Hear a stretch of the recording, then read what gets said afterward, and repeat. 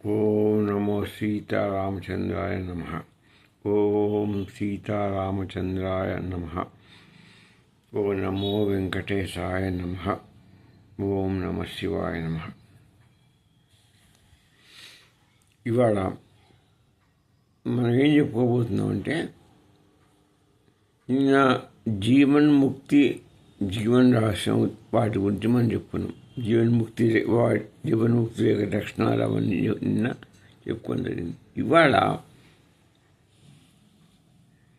ఈ జగత్తు యొక్క ఆభాస, ఈ జగత్తంతా ఆభాస అని తెలుసుకుందాం.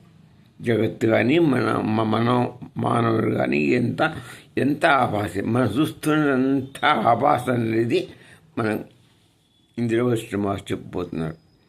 నువ్వు చూసే మొత్తం ఆభాసే అని చెప్తున్నాడు. ఇది ఏది సత్య వస్తువు కాదు. మన కళ్ళతో ఇక్కడ మనం చూస్తున్న మన శరీరం కానీ, ఈ వస్తుజాలం కానీ, ఈ జగత్తులో ప్రతి ఒక్కటి మన కంటికి కనపడుతున్నదంటే అంటే సాకారమైందండి. సాకార వస్తువు ఎప్పటికీ నశించిపోతుంది. ఇది ఫండమెంటల్ ఏంటి? ఎప్పుడైనా సాకార వస్తువు నశిస్తుంది. సాకారం అయితే నశించిపోతుంది. అది ఏదైనా కానీ అనుకున్న ఇప్పుడు జగత్ అంటే మన కంటికి కనపడుతున్నది. ఇప్పుడు ఈ జగత్ అంతా మనకి ఏదైనా కంటికి కనపడుతుంది. మన శరీరం కూడా మనం చూసుకుంటున్నాం. మన మొత్తం అద్దంలో ప్రతిబింబంలో మనం చూసుకుంటున్నాం. మన సొంతం కూడా మనకు చెయ్యి, కాలు కొంత కనపడుతున్నాయి. ఈ విధంగా కనపడే వస్తువులన్నీ కూడా మనం నశించిపోతున్నాం. మన కళ్ళ ముందే మనం నశించిపోతున్నాం. మనం కట్టి ఇల్లు ఉంది, అది నశించిపోతుంది. ఇవి ఏవైనా ఈ కనపడే జగత్తులో ప్రతి వస్తువు నశించిపోతుంది అని మనం గమనిస్తూనే ఉన్నాం. అయితే ఇదంతా జగత్ అనేది మన దేనిది నశించిపోతుందంటే సత్య వస్తువు కాదు అని మనకు తెలిసిపోయింది. కానీ ఇదంతా సత్య వస్తువు కాదు. మరి ఏంటిది ఇది అంటే చైతన్య ఆభాస, చిత్ స్వరూపం అంటే ఇది చిత్తను సత్తు, చిత్తు, ఆనందం అనుకున్నాం మనం. సత్తు చిత్తుడు శాస్త్రాలు. సత్తుకి చిత్తుడు ఒక నాణ్యానికి ఒకవైపు సత్తు, రెండో వైపు చిత్తు. ఈ జగత్తు మన జీవాత్మ, ఈ జీవులు ఇవన్నీ కూడా చిత్తు యొక్క సృష్టి మాత్రమే అని ఇదివరకు నేను చెప్పాను. ఇదంతా మాయ అన్నమాట. మన చిత్తునే మనం ఏమంటాం? మాయను, అవిద్యను, అజ్ఞానం. ఆ మాయను తెలుసుకోవడం బ్రహ్మతరం కూడా కాదు. అది శాశ్వతమైన వస్తువే. ఆ సచ్చిత్తుడు రెండు కలిస్తేనే పరబ్రహ్మస్వరూపం. ఆ రెండు పరబ్రహ్మస్వరూపం సంబంధించి అవి రెండు ఉంటాయి. కానీ సత్తు చేసేది మాత్రం వాస్తవమైంది. చిత్తు చేసేది మొత్తం మాయనే. ఈ జగత్తు కారణం చిత్తు. కాబట్టి ఆ మాయ, చిత్తు అంటే మాయ, ఆ మాయా స్వరూపమే ఈ జగత్తు, మన జీవ సృష్టి. అయితే మనకు దేని ఇప్పుడు ఈ జగత్తంతా మాయా అని దాన్ని ఆభాసం అంటారు. అంతా ఉండి కొన్ని రోజులు కొంతకాలం ఉండిపోయే వస్తువులే. ఇది ప్రత్యక్ష మనకు మనం ప్రత్యక్షంగా పరిశీలించిన సంబంధించిన శోధే మనకు కనపడుతుంది. అట్లా మనం గమనిస్తున్నాను, మనం శోధిస్తున్నాను పోతుందని. ఇక జగత్ అనుభవంలో స్పష్టంగా కనిపిస్తున్నది మనకి. మనకు అనుభవంలో జగత్తు మనకు కనిపిస్తూనే ఉంది. ఆ కనిపించడం అనేది స్వతంత్ర సత్తా కాదు. అది స్వయంగా అది కనపడలే. మరి అది ఏంటి అంటే, స్వప్నంలో విశ్వం మన కళ వచ్చింది. జగత్తు యొక్క విశ్వం ఉందని. ఆ కళ సత్యమా? మన కళ్ళలో వచ్చిన వస్తువులు ఏమైనా సత్యమా? కావు. అట్లనే ఈ మాయా స్వరూపంలో అదొక మాయా స్వరూపం నుంచి వచ్చింది అంతా కూడా ఈ విశ్వం, జీవులు అంతా సత్యం కాదు. ఇదంతా కూడా మాయా స్వరూపం. మరి మన ఎండమావుడి లెక్క అక్కడ నీరు ఉందని మనం పరిగెడితే ఆడిపోతే నీరు దొరకవు. ఎండమావుడి లెక్క ఇది అసత్యం. ఇది జగత్తు. అట్నే మన అద్దంలో మనం ముఖం చూసుకుంటాం. ముఖం చూసుకుంటే మనకు ప్రతిబింబం కనబడుతుంది. అచ్చంగా మనలాగానే ఉంటుంది. ఆ ప్రతిబింబం శాస్త్రమా? శాస్త్రం కాదు. చూస్తే మాత్రం మనలాగానే ఉంటుంది. మనకు ఎదురుగా ఉన్నట్టుగానే ఉంటుంది, కనిపిస్తుంది. ఆ అద్దంలో మన ఎదురుగానే అది మనం ఎలా చేస్తే అది అలాగే కనబడుతుంటుంది. కానీ అది నిజమైన వస్తువేనా? కాదు. అట్లనే ఈ జగత్తు కూడా కళ్ళలోని వస్తువు. ఎవరికి? పరమాత్మ కళ్ళలోని వస్తువు. చిత్ అంటే చిత్తన్న ఇద్దరు ఒకటి. కాబట్టి ఆ చిత్తులో యొక్క దర్శనమైన కళ్ళలో దర్శనమైన స్వరూపం. ఇంకోటి దానికి మీకు ఒక ఎగ్జాంపుల్ చెప్పాలంటే, ఈ మాయాస్వరూపం అంతా ఒక గాడి వాడు చేస్తుంటాడు. ఆ గాడి వాడు చేసే వస్తువులు అవన్నీ ఏవి చేస్తుంటాడు. అవన్నీ వస్తుంటే అవన్నీ నిజాలా? క్షణకాలం మనని భ్రమింపజేస్తాయి. తర్వాత అవి వాస్తవం కాదు. అవన్నీ పుట్టిపోతాయి. కానీ మన గాడి చేసేంతసేపు మన కళ్ళు అది సత్యమనే అనుకుంటాయి. ఆ విధంగానే ఈ జగత్తు కూడా మనం సత్యం అనుకుంటున్నాం. కాదు. మన కళ్ళని భ్రమింపజేస్తున్నటువంటి గాడివాడు ఎట్లా చేస్తున్నాడో మాయ అలా చేస్తుంది. కాబట్టి ఇదంతా కూడా జగత్తు ప్రతిబింబ ఆభాస. మన అద్దం చూసుకుంటే మన ప్రతిబింబం ఎలా ఆభాసనో అది సత్యం కాదు. ఇది కూడా ఈ జగత్తు కూడా అలాగనే ఒక జీవ సృష్టి. కానీ ఈ మొత్తం కనపడే సహకారం తీసుకునే ప్రతిదీ కూడా ఒక ఆభాస మాత్రమని మనం తెలుసుకోవాలి. నెక్స్ట్ ఇంకోటి, ఈ మాయ అని అనుకుంటున్నాం కదా. మాయ అనేది దాని స్వరూపం ఏంటంటే, అది మాయ అనేది ఒక వస్తువు కాదు. అదొక అవిద్య, అజ్ఞానం. అవిద్య ఆధారితమైనటువంటి దర్శన భ్రమ. అవిద్య అనేదితోని మాయ అనేది ఏంటి? అజ్ఞానం, అవిద్యతోని కూడుకున్నటువంటి దర్శనం కలిగించేటువంటిది భ్రమను కలిగిస్తుంది. మాయ ఏం చేస్తుంది? మనకి అజ్ఞానంలో మన పడేసి వస్తువులను ఉన్నట్టుగా భ్రమింపజేస్తుంది. గాడివాడిలాగా భ్రమింపజేస్తుంది. దర్శన భ్రమ కలిగిస్తుంది మాయాస్వరూపం. ఈ మాయ ఎట్లా పనిచేస్తుందంటే,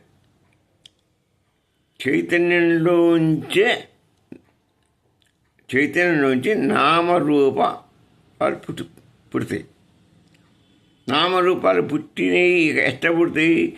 చైతన్య స్వరూపుడైన పరబ్రహ్ముడు మాయని స్వాధీనపరుచుకొని ఆ మాయ ద్వారా ఆయన ఈ సృష్టిని, ఈ ఆభాసాలన్నింటినీ సృష్టిస్తున్నాడు.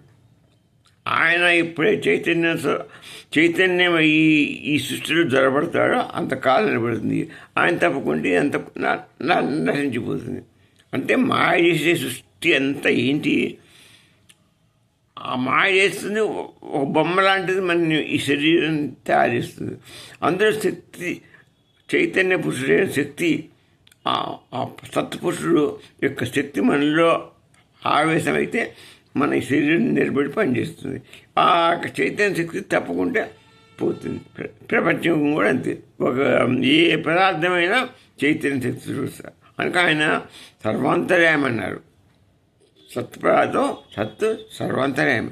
అన్ని వస్తువులు అన్నిటిలో ప్రతి చోట, ఇప్పుడు మన పక్కన, నా పక్కన, మీ పక్కన, ఈ శూన్యమైన అంతలా మనలో ఉన్నాడు, మన పక్కన ఉన్నాడు, అంతా నిండుకొని ఉన్నాడు. ఎవరు? సత్పురుషుడు. ఆ సత్తు అంతా నిలబడి ఉన్నప్పుడు మనలోంచి చైతన్యంగా ఉంటాడు. పక్కన ఖాళీ అవికారిగా ఉంటాడు. ఇది ఆయన ఉన్నంతవరకు, ఆ చైతన్య స్వరూపం ఉన్నంతవరకు ఇది ఉంటుంది. ఆ స్వరూపం వెళ్ళిపోయిందంటే మనకు ఈ శరీరం పనికి రాదు, బయట వాస్తారు. కానీ మాయ ఎప్పటికీ ఏంటి? మాయ చేసేటువంటి నామరూపాలు కనిపిస్తుంది. దాని లక్ష్యమే అది. అది ఎట్లా చైతన్యం ద్వారా చైతన్యం సహాయంతో మాయ నామరూపంగా తయారవుతుంది. అందుకనే అదే మనకు జగత్తు. ఆయన ఎప్పుడైతే ఈ మాయ తయారు చేసిన పదార్థం ఉందో, పదార్థాల వస్తువులు ఏమైనా జగత్తు కానీ జీవులు కానీ ఉన్నాయో దాంట్లో ఆయన చైతన్యం ప్రవేశపెడితే అది దానికి వాల్యూ ఉంటుంది, అది నడుస్తుంది. ఆయన ఎప్పుడైతే పక్క తప్పుకుంటాడో దీనికి ఈ జగత్తుకి విలువ ఉండదో ఏముండదు. మరి ఆ మాయ ఎప్పుడు ఇంత ఇది అనాది నుండి వస్తుంది. ఈ జగత్తు వాటిది కాదు, ఎప్పటిదో పురాతన కాలం నుంచి సృష్టి పుట్టిన దగ్గర నుంచి ఉంటుంది. ఇదంతా ఏంటి మరి? జగన్నాటకం అంటారు. ఇదంతా జగత్తు నాటకం, ఇది నాటకం లాంటిదే. అందుకని మన వాళ్ళు చదువుకోపోయిన వాళ్ళు జగన్నాటకం అంటారు అన్నాడి మనకు ఉన్నది. మనం పల్లెల నుంచి పండితుల వరకు చెప్తున్నారు ఇదంతా జగన్నాటకమే అని చెప్తారు. మనకు అర్థం కాదు, మామూలుగా ఏదో జగన్నాటకం అంటున్నారు అనుకుంటాం. కానీ మనకు శాస్త్రం తెలిసినప్పుడు మనం అసలు సంగతి తెలుసుకుంటే మనకు దీని యొక్క మన వాళ్ళు వాడిన పదాలలో ఉన్న సత్యాన్ని గ్రహించగలుగుతారు. ఈ మాయ నశించదు. చెప్పాక సత్తున్నంత వరకు సత్తుకు చిత్తు రెండు కూడా నాణానికి బొమ్మాబస్ లాంటి వాడు. అది ఎట్టబోతుంది మాయ ఉంటేనే ఆ రూపాయి విలువ. సత్తు చిత్తు రెండు ఉంటాయి, ఆ రెండు పోయేగా మాయ ఉండేది. సత్తు ఉన్నంత మాయ ఉంటుంది. మరి ఏది పోతుంది? మాయ యొక్క బుద్ధి పోతుంది. మాయా స్వరూప కల్పించినటువంటి సత్యబుద్ధి నాశనమైపోతుంటుంది. అంటే ఆ చైతన్యం పోగానే ఈ సృష్టించింది ఇది నాశనమైపోతుంటుంది. కానీ అసలు వచ్చిన మాయ మాత్రం పోదు. తను సృష్టించినటువంటి శరీరాలు, తను నామరూపాలు దేనికి పెట్టిందో అవన్నీ నశిస్తుంటాయి.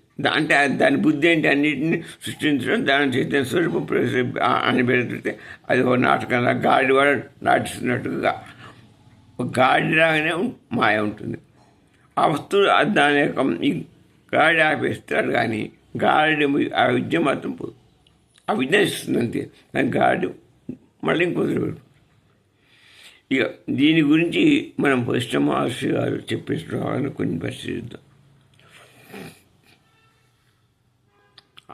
ఆభాస మాత్రకం విశ్వం నాస్తి తత్వేన కించన చిత్ ఏవ భాతి నానాత్వం మాయయా భ్రమ్యతే జన. అంటే ఆభాస మాత్రకం, కేవలం ఆభాస మాత్రమే. ఈ జగత్తు ఇదంతా కూడా కేవలం ఆభాస అని వెస్ట్వాల్ చెప్తున్నాడు. ఆయన చెప్పేది కూడా ఇది. ఇది మొత్తం సృష్టి జగత్తు, కనపడే జగత్తంతా ఆభాసం, కేవలం ఆభాసం. నాస్తి తత్వేనా అని తత్వంగా చూస్తే పరమార్థంగా లేదు. ఏది? ఈ జగత్తు పరమార్థ పరంగా లేదు. చిదేవ భాతి, ఎందుకని మొత్తం ఆభాసం అనుకున్నాం కాబట్టి పరమార్థంగా లేదు. చిదేవ భాతి చైతన్య చిత్తేవ, చిత్తు వల్ల ఇది మన మాయలబడి మన జగత్తు శాశ్వతమని శాస్త్రంలాగా ప్రకాశిస్తుంది. ఇకపోతే ఇది అనేక తత్వభావం, నానాత్వం అంటే అనేక తత్వభావం. ఒక్కొక్క శాఖ నామరూపాలు తీసుకుంటుందిగా, అనేక రూపాలు, అనేక నామరూపాలుగా సృష్టిస్తుంది. దాని యొక్క ఒక్కోదానికి ఒక్కొక్క భావాలు ఉంటాయి కాబట్టి నానా భావాలతోనే నానా రకాలుగా నామరూపాలుగా విరాజింపజేస్తుంది. మాయ తన మాయని ప్రకటింపజేస్తుంది, సృష్టిని ఆ విధంగా మాయ రూపంగా మనకు భ్రమింపజేస్తుంది. మాయా ఇదంతా మాయా కారణం వల్ల మనకు మన కంటికి మాయా దృష్టి ఒక ఆభాస మాత్రమే. ఈ ఫండమెంటల్ని మొట్టమొదటి చెప్తున్నాను. సాకారం పొందింది అది ఎలాగో నశించిపోతుంది. ఇంకోటి, సాకారమైన వస్తువు ఎప్పుడు సత్తు కాదు, అంటే శాశ్వతమైన వస్తువు కాదు, ఎప్పటికైనా నశించేది. సాకారమైంది అంటే అది నశిస్తుంది అనేది మనం తెలుసుకోవాలి. ఫండమెంటల్ మన కనపడే కంటికి కనపడే ప్రతి వస్తువు సాకారం అంటే అంతే, మన కంటికి కనపడుతుంది అన్నమాట. మనకు మనం ఆభాసమేగా, మన కంటికి కనబడే వస్తువులు కూడా ఆభాసాలే. అది ఒకటి ఫండమెంటల్ గుర్తుపెట్టుకుంటే మనకు అది శుభ్రమైన పని. అయితే ఇక కాబట్టి ఇదంతా ఏమనుకున్న జగత్తు మొత్తం కూడా మొత్తం అంతా ఆభాసే. మాయ యొక్క సృష్టి మాత్రమే, గాడివాడి సృష్టి ఎంత ఆభాస, ఇది కూడా అంత ఆభాస. ఇక ఇంకో శ్లోకంలో నామరూప విభాగ అయం కల్పితో మనసా స్వయం నిర్వికల్ప చిదాకాశే క్వ భేద క్వచ సంగతి అన్నాడు. అంటే నామరూప విభాగ అంటే ఈ నామరూపాల యొక్క విభాగం ఉంది కదా, అనేక నామరూపాలు మన వస్తువులు ఏర్పడుతుంది. అన్నీ మనం చూస్తున్నాను, ఒక్కొక్కడు ఒక్క పేరు మీద చాలా చాలా మంది వస్తుంది. ఇదంతా కూడా ఆభాసం. నామరూపాలు అంటే సాకారం ఏంటి అంటే అంతా ఆభాసం. ఇదంతా మనం చూస్తున్నాం కాబట్టి ఇదంతా ఏంటి, మనస్సు యొక్క సంకల్పం, మనసా కల్పిత. ఇది చూసేంత కూడా మన మనస్సు చూస్తున్నాం. మన కంటితో మన కన్ను ఎలా చూస్తుంది, ఓ వస్తువు ఉంది, ఆ వస్తువుని మన కన్ను అక్కడ ఉన్నదని మనం ఎలా చూసుకుంటున్నాం, కంటి చూపు ద్వారా అక్కడ ఉన్నది ఆ వస్తువు, పలానా వస్తువు అని మనం గ్రహిస్తున్నాం. కానీ దీని మూలం ఏంటి, దీని మూలం అంటే సాక్షిభూతుడు ఉన్నటువంటి చైతన్య స్వరూపుడు ఆత్మ వల్లనే ఇది చూడబడుతుంది, మన కంటి చేత చూడబడుతుంది. మన శరీరం కన్ను ఏం చూడదు. ఎప్పుడైతే మన ప్రాణం పోయిందనే కన్ను ఉంటాయి, కానీ మనం చూస్తామా, చూడడం. అంటే పరమాత్మ స్వరూపుడైన ఆయన యొక్క అంశైన ఆత్మ సాక్షిగా ఉన్నంతకాలం మన కళ్ళు పనిచేస్తాయి, మన చేతులు పనిచేస్తాయి, అన్నీ పనిచేస్తాయి. కాబట్టి అప్పటి వరకు ఇదంతా ఎవరి కల్పన, మనసు కల్పన. ఆ మనసు ఎలా కల్పిస్తుంది, ఆ ప్రత్యేక సాక్షి వల్ల కనిపిస్తుంది. అందుకని ఈ కల్పన ఈ మన శరీరంలోంచి కళ్ళతో చూసి అంతేంటి ఆభాస కింద లెక్క. మన ఆభాస కాబట్టి మనం చూడబడే వస్తువు ప్రతి ఒక్కరు కూడా ఆభాసం. ఇక చిదాకాశం అనేది ఈ ఆకాశం కాకుండా, పంచభూత ఆకాశం కాకుండా పైన ఉంటుంది చిదాకాశం. ఆ ఆకాశంలో అది చైతన్య ఆకాశం అంటారు.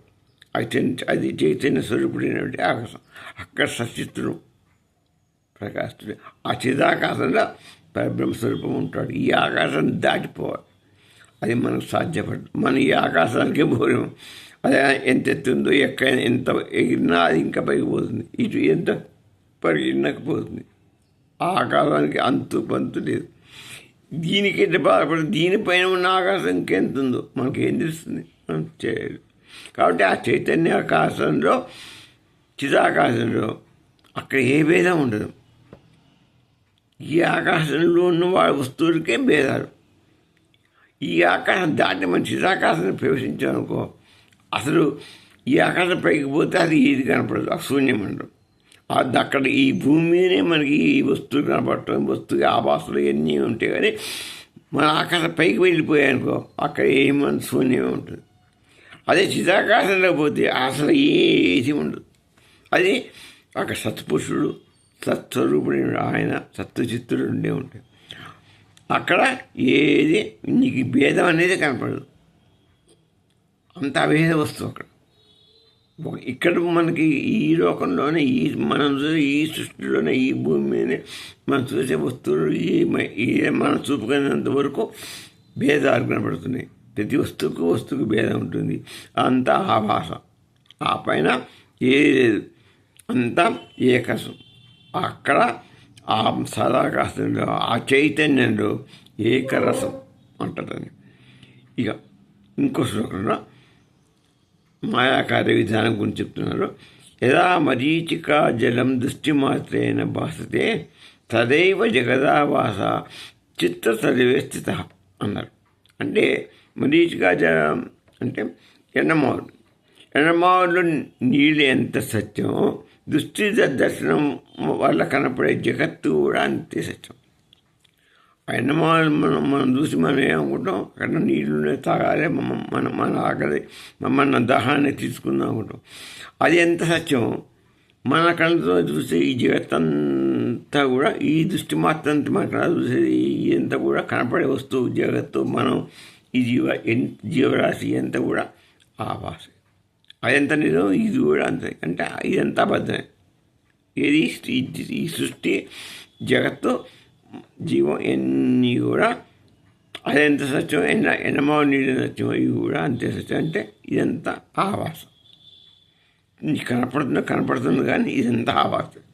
ఎన్నమో నీళ్ళు మనం భ్రమిస్తాంగా, దాన్ని నేను సత్యమే అనుకుంటాను దూరం చూసి. అక్కడికి పోతే ఏమి ఉండదు. అట్నే ఇవన్నీ కూడా మనం కష్టం అనుకుంటున్నాం. మన శరీరం మనం ఇది నిజమే అనుకుంటున్నాం, ఇదేమి వచ్చి జగత్తు నిజమే అనుకుంటున్నాం. కానీ ఎంత అవస్థ అది స్పష్టంగా తెలుస్తూనే ఉంది. అది గ్రహించలేకపోతే మనం చేసేది ఏమి లేదు. అది తెలుసుకోండి రా అని మన మునులు మన పెద్దవాళ్ళు ఆ పరబ్రహ్మడు స్వరూపుడైన ఆయన ఈ వాల్మీకి మహర్షి రాముడు స్వయంగా కృష్ణుడు స్వయంగా చెప్తున్నాడు. ఎంత ఆభాసరా, దీని గురించి నువ్వు తావత్రపడి మాకు శాశ్వత వస్తువుని పట్టుకోండి. శాశ్వత వస్తువు సత్స్వరూపం ఒకటే, దాన్ని పట్టుకొని దాన్ని నేనే అని చెప్పాడు. అది మనం పాటించడం. దీన్నే మన కంటికి కనబడే వస్తువునే మనం శాస్త్రం అనుకొని ఇక్కడనే మనం బాధపడుతున్నాం. దానికి మనం చేయగలిగింది ఎవరైతే సత్యాన్ని తీసుకుంటారో వాళ్ళకి ఇక మరి జన్మ అంటూ ఉండదు. వాడు ఆ భగవంతునిలో లయమైపోయినట్టే, భగవత్ చైతన్య స్వరూపంలో లయమైనట్టు. ఇక ఈ జగత్తంతా మన యొక్క మనస్సులోనే ఉందనుకుంటున్నాం. చెప్పాం కదా, ఈ మనస్సు తయారు చేస్తుంది జగత్తుని యొక్క. మన శాంతి కూడా అందులోనే ఏర్పడాలి. మన ఇదంతా అబద్ధం అని తెలుసుకున్న రోజున శాంతి లభిస్తుంది. అప్పుడు సత్య బుద్ధిలో ఈ జగత్తు భ్రాంతి అనే సంగతి అనే బుద్ధి లయమైపోతుంది. లయం కావడం కాదు, ఎప్పటికైనా లయం అయితే మళ్ళీ వస్తుంది. లయం అంటే క్షయం కావాలి, క్షయం చేసుకోవాలి. క్షయం అంటే మళ్ళీ పుట్టదు. లయం అయితే మళ్ళీ తిరిగి పుడుతుంది, మళ్ళీ రావస్తుంది. లయమైన వస్తువు మళ్ళీ తిరిగి వస్తుంది. ఒకుండా బయటింది, అది ఆ లయం అయిపోయింది. మళ్ళీ ఇంకో కుండ మనం తెచ్చుకుంటాం, దొరుకుతుంది, ఇంకో చేస్తాం. అదే క్షయం అయిపోయింది ఇంకా ఆ మట్టి అసలు లేదనుకో, కుండలు తయారు చేయలేడు, ఇంకో కుండ మనకు దొరకదు. అది లయానికి క్షయానికి ఉన్న తేడా. ఇక పశ్చిన్ జగత్ సదావాసం న సత్య బుద్ధ కదాచన బ్రహ్మాయి వేదమితి జ్ఞాత్మా శాంత ఏవా వతిష్టతే. అంటే సదా ఈ ఆభాసం ఎల్లప్పుడూ ఆభాసమే. సదాభాసం అంటే ఎప్పుడు కూడా ఆభాస వస్తువులే. సాకారమైన వస్తువులు ఎప్పుడు అంతే. ఇప్పుడు ఇవాళ కూడా కాదు, రేపు అంతే, ముందు అంతే, పాత భూతకాలం అంతే ఉంది. ఈ వర్తమాన కాలంలో ఆభాసే, భవిష్యత్తులో కూడా ఆభాస. ససత్య బుద్ధి స్వచ్ఛంగా కాదు, బ్రహ్మేవ ఇదంతా బ్రహ్మమే. ఇది ఆభాస అంటే మరి ఏం లేదంటే ఇదంతా కనపడుతున్నది. దీంట్లో కూడా సత్యపురుషుడు సత్పదార్థం ఉండబట్టే మనకు అది నిలుస్తున్నది. అంటే ఇదంతా కూడా సత్పురుషుడు ఎంత బ్రహ్మస్వరూపం కింద లెక్క. జగత్తు జీవుడు ఇదంతా కూడా మనలో ఆత్మ ఉందిగా. ఆత్మ ఉంటే అది ఎక్కడి ఆత్మ చైతన్యం ఏంటి? పరబ్రహ్మస్వరూపం యొక్క చైతన్యం. ఆ పరబ్రహ్మస్వరూప చైతన్యం ఉంటే మానవుడు అన్నీ ఈ బాడీ కలుగుతున్నది, మనం పనులు చేయగలుగుతున్నాం. అట్నే ఈ జగత్తులో కూడా ఆ పరమాత్మ స్వరూపం అందులో ప్రతి వస్తువులో ప్రతి దాంట్లో ఉన్నంత ఇది మాత్రమే కనపడుతుంది. కాబట్టి ఇదంతా కూడా బ్రహ్మస్వరూపం కింద లెక్క. మనంతా బ్రహ్మస్వరూపమే. ఈ కనపడే వస్తువులు అంతా బ్రహ్మస్వరూపం. ఆయనదే, మనంతా ఏది అది చెప్తున్నారు బస్సులో ఇక్కడ. అందుకనే జ్ఞాని ఈ ప్రపంచకాన్ని నిరాకరించడు. ఎందుకంటే ఈ ప్రపంచం కూడా ఆయన స్వరూపం కాబట్టి దీన్ని ఆయన జ్ఞాని అంటే తెలిసినవాడు. జ్ఞాని అంటే వాడికి ఈక్వల్ టు భగవంతు మొత్తం జ్ఞానం సంపాదించినవాడు. ఇదంతా ఆభాస అని అది అని ఇదని తెలుసుకున్నటువంటి వాడు జ్ఞాని. సత్యాన్ని తెలుసుకున్నవాడు, సత్య శోధన చేసి తెలుసుకున్నవాడు జ్ఞాని. అతడికి ఆ జ్ఞాని ఆత్మలో సదా ఉంటానని కృష్ణ పరమాత్మ చెప్పాడు. ఆ జ్ఞాని హృదయంలో నేనుంటాను, నా హృదయంలో జ్ఞాని ఉంటాడని చెప్పాడు శ్రీకృష్ణుడు భగవద్గీత చెప్పిన మాట. అంటే జ్ఞాని అంత గొప్పవాడు. జ్ఞాని ఉదయం నేనే అన్నాడు, నా ఉదయం జ్ఞాని అన్నాడు. ఇక ఇంకో శ్లోకంలో చైతన్య ఏకత్వం గురించి చెప్తున్నాడు. ఏంటంటే దృష్టిరేవ జగత్సర్వం దృష్ట్యాతీతం చిదేవ దృష్టిలయే పరే తత్వే శాంతి రేవావశిష్టతే. అంటే దృష్టి ఏవని జగత్తు, ఈ మనకు దృష్టి ఏవ జగత్తు, మన కళ్ళ కనపడేదే అంత జగత్తు. అంతేకాదు మనకు కంటికి కనపడుతుంది. అది ఆభాస కాబట్టి మనం ఆభాసమే, అదే ఆభాస కాబట్టి మన కంటికి కనపడుతుంది. సాకారమైన వస్తువు జగత్తు. ఒక మాట చెప్పండి, సాకారమైన వస్తువే జగత్తు. దృష్టి అతీతం, దర్శనానికి అతీతం. దర్శనానికి మన దృష్టి కనపడడం దూరం ఉంటే మనం అది మనం చెప్పలేం. వచ్చేది ఆకాశం మనం చూడగలుగుతాం, ఆకాశం వస్తే చూడలేం. అది ఆ దర్శనానికి అతీతం. అది మన కంటికి మన దృష్టికి అతీతమైన వస్తువు కాబట్టి అది ఆభాస కాదు. చిదేవ చైతన్యం మాత్రమే. చిత్తి ఏవ ఇదంతా కూడా చిత్త స్వరూపం. అదంతా చైతన్యం మాత్రమే. ఇది ఆయన చైతన్యంతో ఏర్పడ్డ వస్తువులు ఇవన్నీ. అది తెలుసుకుంటే మనకు శాంతి లభిస్తుంది, మనస్సు శాంతి. ఈ మనస్సు కల్పితం అనుకున్నాగా జగత్తంతా మనసు కల్పితం. ఎందుకంటే ఇది ఫండమెంటల్ చెప్పుకున్నాం. సంకల్ప వికల్పాలు వస్తుంటే అవి ఏర్పడుతుంటే ఈ సృష్టి జగత్తు అంతా నడుస్తున్నదని ఏర్పడదని మనం మనస్సు మీద ఇచ్చాం. ఆ మనస్సు అని తీసిపారేయకూడదు. దాని ద్వారానే మనం అసలు వస్తువులు కనుక్కోవడానికి అది ఉపయోగపడుతుంది. బహిర్గతం చేస్తే పైకి వస్తువులు జగత్తు సృష్టి ఎంత కనపడుతుంది. అంతర్ముఖం చేస్తే పరమాత్మ వైపు దృష్టి పెడితే అంతర్ముఖం పొందితే ఆ లోపల ఉండే ఆత్మస్వరూపుడు నారాయణ స్వరూపుడు కనపడతాడు. అందుకే మనస్సుని తీసిపారేరాదు. అది నువ్వు ఎటు తిప్పితే అది తిరుగుతుంది. కాబట్టి అది దాని యొక్క మనం సహకారం మనకు చాలా ఉంది. చెడుకు ఉంది, మంచిగా ఉంది. దాన్ని ఇష్టపడుకుంటే అంటాం. ఇక విశ్వమాస ఏం చెప్తున్నానంటే ఈ జగత్ అనేది ఒక సమస్య కాదు. ఎందుకంటే ఆభాసేనా ఇది. ఈ ఆభాస మనకి సమస్య ఏంటి? దాని సత్యబుద్ధియే సమస్య.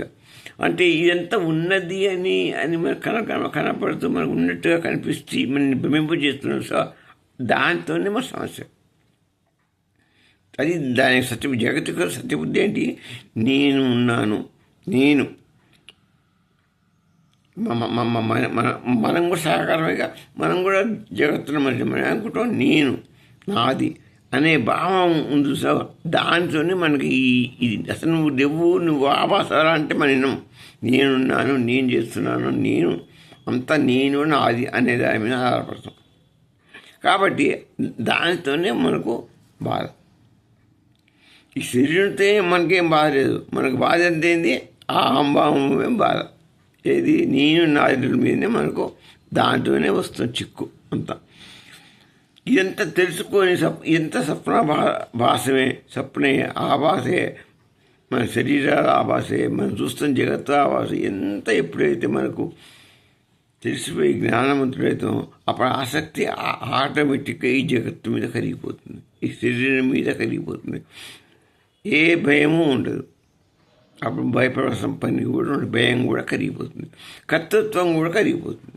నేను కర్తని, నేను నాది అని లేదనుకున్నప్పుడు కర్తృత్వ భావన కూడా కర్తృత్వం కలుగుతుంది, భోక్తృత్వం కూడా కరిగిపోతుంది. అప్పుడు సహజమైన శాంతి మనకు లభిస్తుంది. సహజమైన శాంతి. ఇక అక్కడ ఏ చింత ఉండదు, ఏ భయం ఉండదు, అసలు భక్తి ఉండదు, అసలు ఏది ఉండదు. ఇక శాంతమైన మనశ్శాంతి ఏర్పడుతుంది, సహజ శాంతి ఏర్పడుతుంది. దీన్ని గౌడపాల్ గారు ఏం చెప్తున్నారంటే సృష్టి నిజంగా పుట్టితే అది నశించాలి, సృష్టిని నశించాలి. ఈ సృష్టి మరి ఎప్పుడు ఉంటూనే ఉంది. పూర్తి నశించిపోతుందా? మన కళ్ళ ముందు పోవట్లేదు. పుడుతున్నది, కొత్త పదార్థం నశించిపోతుంది, కొన్ని పోతుంది, మళ్ళీ వస్తూనే ఉంది. దీనికి అంతు లేకుండా ఒక శరీరం లేక అంతు లేకుండా జగత్తు నడుస్తూనే ఉంది మాట. కాబట్టి దీన్ని మనం ఎలా నశిస్తుంది అనుకుంటాం? నశించే వస్తువు సత్యం కాదు. నశించిపోతుందంటే మనం మొట్టమొదటి మనం ఒకటే కదా సాకారం చెందితే నశిస్తుంది అనుకుంటున్నాం. నశించిపోతున్నదని మనం అంటాం అనుకో, జగత్ నశిస్తుందిగా మనం చూస్తున్నాం. అంటే అది నశిస్తుందంటే అది సత్యం కాదు, అంటే నిజమైన వస్తువు కాదు, ఆభాస వస్తువు. ఈ సృష్టి మొత్తం కూడా ఆభాస వస్తువు అని చెప్తున్నాడు. ఈ సృష్టి నశిస్తుందని అంటే సృష్టి పుట్టినట్టు, సృష్టి పుట్టలేదంటే ఇది నశించట్లేదు. దానికి దీనికి ఎట్లా పెట్టారు చూడండి. అందుకని సృష్టి అంతా ఆవాసే, పుట్టడం ఆవాసే, నశించడం ఆవాసే. అది గొడవ మంచి లాజిక్ చెప్పాడు. అందుకని ఈ జగత్తు మొత్తం అనాది ఆవాసం, మొట్టమొదటి నుంచి ఆవాస వస్తువు మాత్రమే అది అని చెప్పింది. ఇక రమణ మహర్షి గారు ఏం చెప్పారంటే వారానుభవంలో జగత్తు నిజమా అనే ప్రశ్నకు ఆయన ఏమనుకోమంటా అంటే ఆయన ఒకటే ప్రశ్నప్పుడు దాన్ని చూస్తున్న ఎవరు? నేను చూస్తున్నా, మనమేగా చూసేది, మన కళ్ళు చూస్తున్నాయి, మన జగత్తును చూస్తున్నా అసలు ఎవరు అనేది విచారించు. నేను చూస్తున్నా అని అనుకుంటున్నాను. అసలు నేనెవరు? భగవత్ స్వరూపాన్ని నీవు అనేది ఆవాస. నువ్వు ఆవాసలో చూస్తున్నావు, అంతేగాని జగత్తు చూసే నువ్వే అంటే ఆవాసే.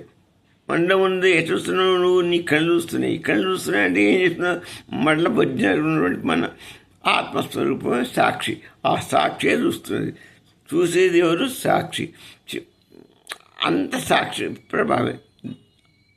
సాక్షి ప్రభావం అయినప్పుడు నీ ప్రభావం ఏముంది?